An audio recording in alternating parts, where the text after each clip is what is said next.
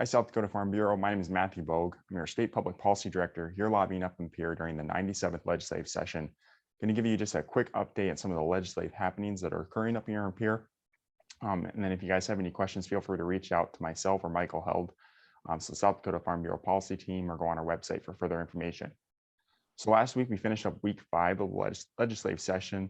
Saw some really cool bills that were being sent forth. So there's an ag cybersecurity bill that would dedicate funds to SDSU and Dakota State University, and it would allow them to enhance cybersecurity specifically within the agriculture industry. Why this is important? So in the last couple of years, we've actually seen some cyber attacks. One of the big ones last year was the packing plant JBS that was hit in a cyber attack, and that can halt production and really have a severe negative economic impact. There were also a couple co-ops that were hit.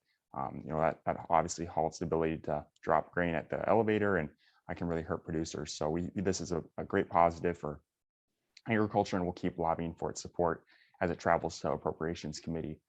The Mitchell Tech bill, that would allow for the expansion of the Ag Diesel program at Mitchell Tech by 65 students. So Ag is a direct recipient of some of these students as they work in the industry, and there's definitely a high need for those students as there's a high need for diesel mechanics. So those were just a couple of the bills last week that we were definitely supporting. This week, some of the major happenings. Yesterday, we had House Bill 1039. So that passed on the House floor. So it passed 38-30. We'll still be in opposition to the bill as we view it as an unequitable tax policy for the entire state. So it sets the elevation at 1,950 feet.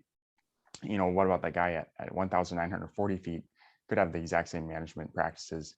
So we view it as not a fair tax policy for the state. And if you have any questions on that, we have a lot of great information posted on our website with our legislative updates. We have maps showing elevations and some of the tax shifts that would occur, because when you remove or tax amounts from non-crop land, that has to shift to either cropland, commercial, or owner occupied. So there'll be about $12.5 million shift across the state, which can definitely impact our local communities and state governments.